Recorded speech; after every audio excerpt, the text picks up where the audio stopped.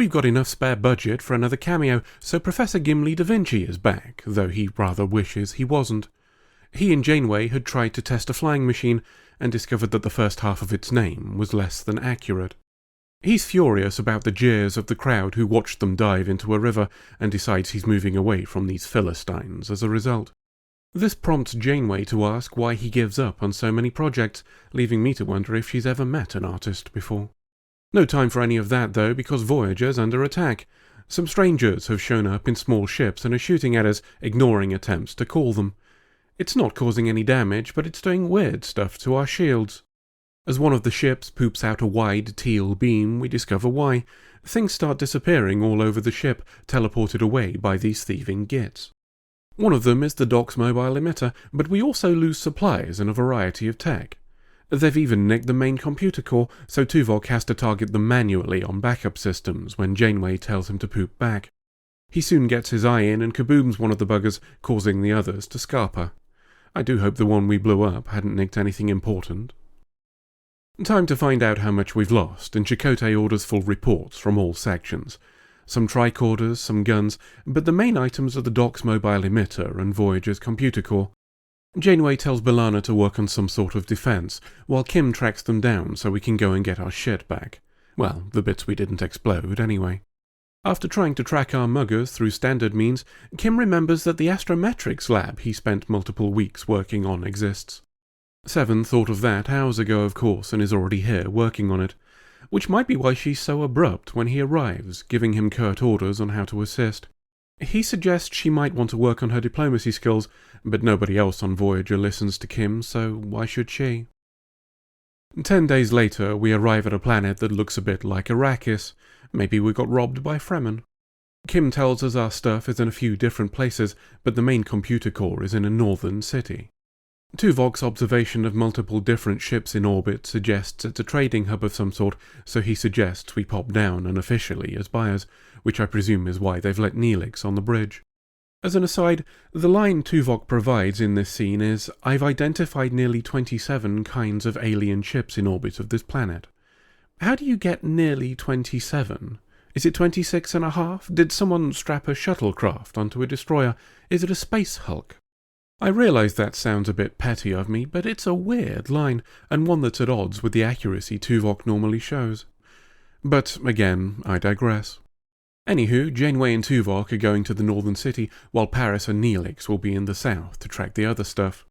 Before they leave, Janeway tells Neelix that she wants him to get our emergency rations back, a line delivered sufficiently deadpan to act as both joke and insult to his cooking. Down in the city, Janeway and Tuvok are having a poke about. The city itself seems to be a mismatch of varied technology, a patchwork of multiple cultures. Whether that happened through trade or theft is another matter. Tuvok tracks a piece of Federation tech, but it's not the computer core. It's the dock's mobile emitter, and it's currently hanging off our friend Professor Gimli da Vinci, who greets Janeway warmly and welcomes her to America. Janeway wants to know how this has happened, but Gimli doesn't know, his current theory being that he was abducted by dastardly Spaniards. He's had a bit of luck though, as he's already found a patron. Fucking amateur, I've got over 30 of them. His boss, who he refers to as the prince of this city, has him building inventions, a part of which he's now here to collect. While he trades, we have a go at working out how this happened. As Janeway was running Professor Gimli da Vinci's workshop on the holodeck when the main computer was nicked, they think that his data was taken along with it, then put into the dock's emitter, possibly by the prince he mentioned. We're taken back to Gimli's new workshop, one equipped by his new, generous patron. There we find a few of our stolen toys, though we feign ignorance so as not to upset Professor Gimli da Vinci. Janeway expresses an interest in meeting this patron, an opportunity Gimli says will come this evening at dinner, though the invitation comes with a warning. Whilst generous, this prince is also ruthless, which is 16th century lingo for being a complete bastard. Paris and Neelix are back from the south, and they've brought a friend under the pretense of trading with him. He's brought some stuff, which just so happens to be things nicked from Voyager. He thinks he's here to trade for a warp coil, and, using that as a carrot, we get information on where he found our shit. He says it's from someone called Tau, who controls a province in the north and, I'm guessing, will turn out to be our mystery prince. This Tau nicks stuff from passing ships using a translocator, which he also nicked, by the way. That's all Chakotay needs, and our guest is sent on his way. Rather curiously, Chakotay is fine with him keeping the things stolen from our ship, one of which is a Type 3 compression phaser rifle. It's certainly a far cry from when Janeway told Traitor's mate that she'd rather blow up the ship than give the Kazon weapons. Speaking of weapons, there's a trade being made between a shifty-looking Git and another shifty-looking Git. Git 1 is the vendor who claims he can get any weapon required, or perhaps sell it to Git 2's enemies if he's not interested. Git 1's bastardly nature suggests he's the patron that Professor Gimli da Vinci spoke of, an assumption confirmed by Janeway and Tuvok, who are in the same courtyard, and who've discovered that the computer core isn't in the city after all. Gimli's turned up too and wants Janeway to join him, but she has other plans and tells Tuvok to keep him busy. He manages to engage Gimli in some terrible small talk, all of which culminates in Tuvok learning that Gimli travels with the prince to his great fortresses, suggesting we'll need that nugget of information later. As their conversation concludes, Janeway's is just beginning. She catches the prince's eye and tells him that she's working for someone who runs a colony and is in the market for a powerful computer to run it. She's led to a neon clover, one that we discover has a familiar voice. It's Voyager's computer core, and he'll let her have it, in exchange for a warship. Tangentially, as the core still seems to have its original programming, I'd be tempted to just come back later and try locking it using Janeway's command codes. Janeway and Tuvok are taking a different route. They're trying to identify where the core is being kept using Professor Gimli da Vinci's maps, with the interface Janeway saw presumably being a remote terminal, while the core is stored in one of our prince's strongholds. Tuvok's impressed by Gimli's maps, and after he pauses Gimli's program, he says with these and our scanners we may be able to track down the core from orbit. Janeway's having too much fun though, and wants to stay here with Professor Gimli da Vinci, saying they'll work on two fronts. Despite his objections and concerns about Gimli's reliability, Tuvok leaves. Back on Voyager, the Doc is feeling somewhat confined due to his lack of mobile emitter, though, if we're honest, it's just to paint Seven as confrontational again by recounting an argument with B'Elanna. Tangentially, this attempt to show her as ignorantly blunt is far in excess of what we've seen to date, and all feels thoroughly clumsy in comparison. Just as well, then, that Tuvok interrupts us and calls Seven to astrometrics. Using Professor Gimli da Vinci's maps and Tuvok's scans, we're able to pinpoint which of the 5 potential sites holds our computer core. A science wibbly prevents us teleporting it out, but if Janeway can get inside and do a wibbly of her own, we can grab it back.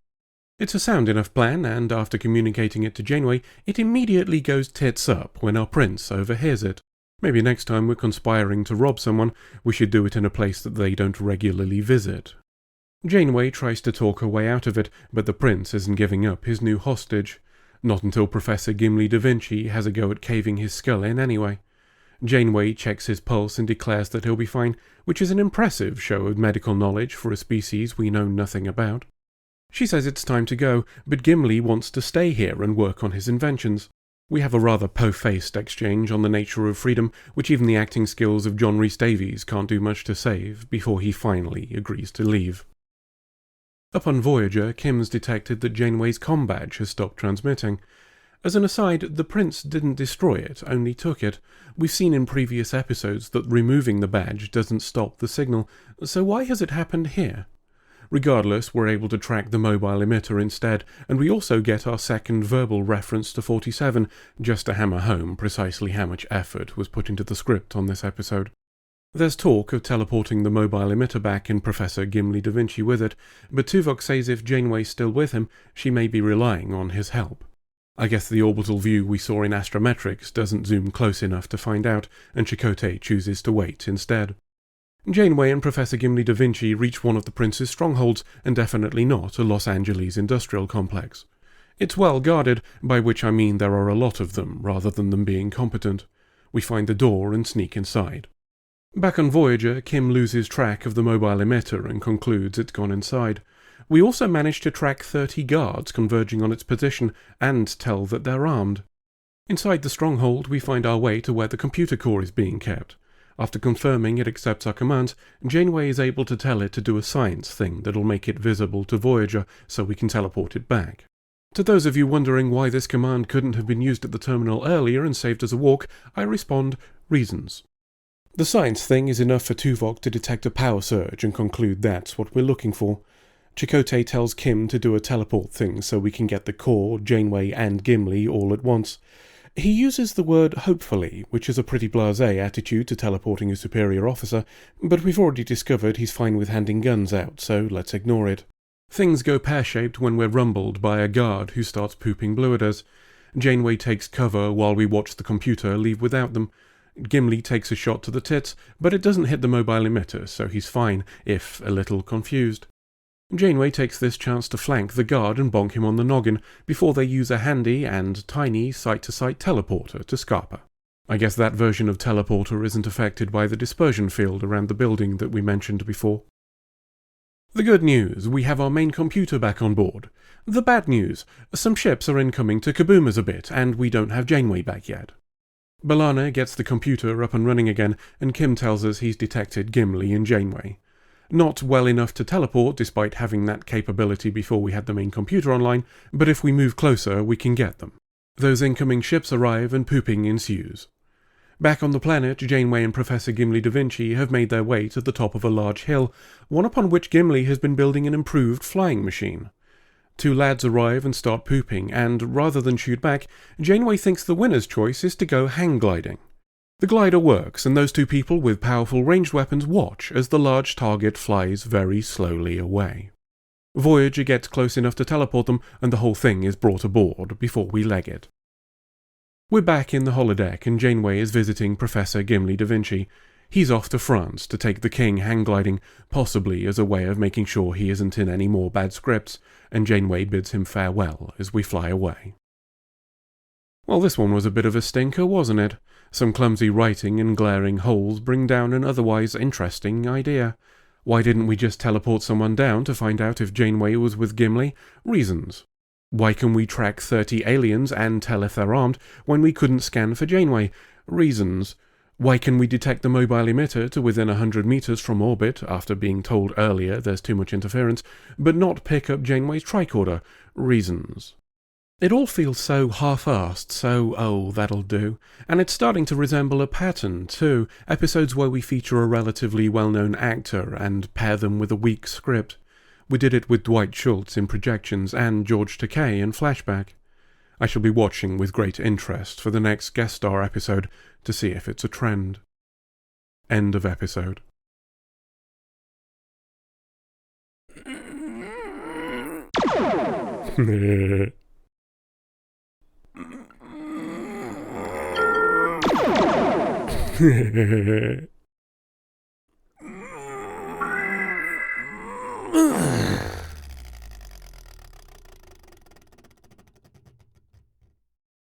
Oh, bugger.